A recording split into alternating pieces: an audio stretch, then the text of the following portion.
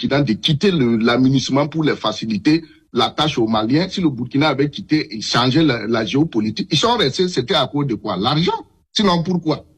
Donc, il faut dire la vérité aux gens. C'est pourquoi je dis il faut conceptualiser par nous-mêmes. Il faut conceptualiser par nous-mêmes. La question de G5 Sahel, qui l'a créé? C'est la France. Et la notion du Sahel, ça revient combien de fois?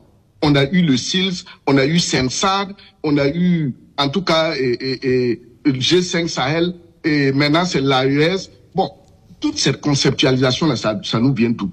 Moi, je veux rappeler ici, il y a un monsieur, Edouard W. Saïd, qui a écrit un ouvrage très important, L'orientalisme, l'Orient créé par l'Occident. Il faut lire cet ouvrage pour comprendre comment l'Occident gère l'Afrique et le Proche-Orient. Chez les Asiatiques, c'est pas comme ça. Eux, ils sont mentalement équilibrés. C'est en Afrique et en Orient, là, on est déséquilibré. Bon, aujourd'hui, nous sommes là, on vient créer des institutions, on nous finance, et on est là, on suit la logique. Et après, on réclame panafricanisme, on réclame qu'on veut être souverain. Et c'est pourquoi moi je dis, soyons nous-mêmes. Utilisons les mots par nous-mêmes. Utilisons les institutions par nous-mêmes. Donc, moi je me félicite du fait qu'ils ont créé et ils ont quitté le G5 Sahel parce que c'était encore un autre piège. Donc, maintenant, on aura les yeux tournés vers l'AES. Voilà. Mais, je reste convaincu que, en tout cas, au sortir de ça, ils n'ont qu'à prendre le temps de réfléchir. Même sur les questions de CEDEAO, même la CPI. On parle des droits de l'homme. La CPI, les questions des droits de l'homme, il faut se donner le temps de réfléchir et de sortir, en tout cas, une vision pour l'Afrique ou pour soi-même. C'est comme ça un État raisonne. Un État ne doit pas être à la remorque de toutes les idéologies et de tout ce qui arrive de l'extérieur parce qu'il y a financement. D'accord. Merci, Dassili Bendouté, pour vos propos. Et les financements, Khalifa Séré, je vous pose la question. Si les pays africains, dans leur ensemble, et notamment les pays du Sahel, crient tant à leur indépendance, il va falloir mettre la main à la poche. Oui, tout à fait. Sur le b.a.-ba de la géopolitique, c'est d'abord l'autonomie stratégique. Si vous avez une activité qui ne procède pas, qui ne ressort pas de votre autonomie stratégique, c'est que ce n'est pas une activité qui est à votre profit. Là, le G5 Sahel, c'est exactement comme ça. L'ensemble des montants ayant fait l'objet d'appels à financement extérieur, ça faisait 8% du budget de chacun des États. On a attendu pendant des années. Ce que vous dites, c'est que si chacun des 5 États prenait 8% de son budget, j'ai fait partie d'une étude et nous avons fait ça 8%.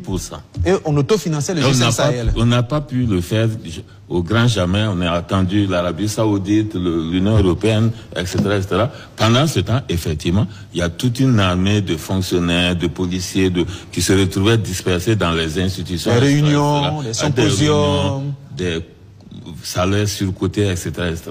Voilà, ça c'est exactement la caricature de la déchéance de nos États, c'est ça. Comment expliquez-vous que nos États en 2023, où on crie indépendance, n'aient pas encore pris le sens de la responsabilité, la gravité de la situation pour savoir que si vous voulez être indépendant, il faut assumer financièrement ce que vous faites. 8% de notre budget, c'est pas de la mer à boire. Pourquoi ça n'a jamais eu lieu? Ça, c'est une véritable question qu'il faut se poser. Et justement, on va dans le dernier thème. On parle aujourd'hui d'AES et de confédération. Est-ce que sur le plan stratégique et financier, cette confédération, elle est viable, elle est réaliste? Est-ce qu'elle est sérieusement envisageable? Idrissa Ouedraogo. Ah oui, bon, on ne peut pas, elle n'est pas imposée de l'extérieur. Et puis c'est une extrême nécessité. Ils l'ont fait pratiquement, ces chefs d'État-là, par instinct de survie, justement pour répondre, pour aller dans le sens de l'aîné Kalifara. Ils n'ont pas pensé comment ça doit vivre. Ça doit vivre et maintenant ils prennent les dispositions pour accompagner cela. Je prends sur le plan militaire, on n'a pas dit comment on devait se déployer, d'où devaient venir les milliards. Ils se sont mis en action. Beaucoup de combats ont été menés ensemble. Et je pense que c'est de ça qu'on a besoin. De manière plus globale, on ne peut pas non plus s'apitoyer sur les malheurs d'hier pour ne rien faire aujourd'hui. Bien au contraire, il faut encore tirer les leçons pour consolider une vision pertinente, avoir de la méthode, et je pense que c'est ce qui est en train d'être fait. Vous vous rendez compte qu'ils ne se sont pas réduits à une question strictement militaire, Parce que justement, le militaire ne règle pas toute la vie d'une société. Il y a différents volets. Donc, pour moi, il n'y a pas d'inquiétude à se faire. Bien au contraire, il s'agit que le peuple aussi, avec forcément la frange des intellectuels, des analystes, et le Vulgus aussi, pour dire, on comprend rien à tout ça, mais on veut que ça continue.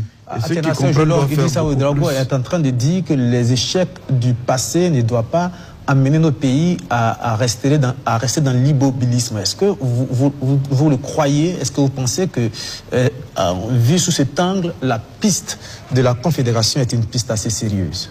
Sur le principe de ce que il faut se mettre ensemble et qu'il faut créer de grands ensembles, je ne crois pas qu'un être humain sur cette terre peut contester cela. Même les plus grandes puissances se mettent ensemble. N'en parlons pas d'un Africain, personne. L'idéal serait qu'on aille vers de grands ensembles et qu'on aille vers les États-Unis d'Afrique. C'est vraiment ce qu'on demande. Je crois que la question de fond, c'est comment se fait-il que, malgré ces échecs de par le passé, on ne se donne pas le moyen de pouvoir réussir? Je crois que c'est ça le problème de fond. Parce qu'on a multiplié, j'ai vu que l'AES, effectivement, les ministres des Finances se sont retrouvés à Bamako. Merci d'avoir suivi cette vidéo jusqu'à la fin. Je vous demande de liker, de la partager, de nous dire ce que vous en pensez dans l'espace commentaire. Abonnez-vous si ce n'est pas encore fait et moi je vous dis à très bientôt pour de nouvelles informations. Ciao.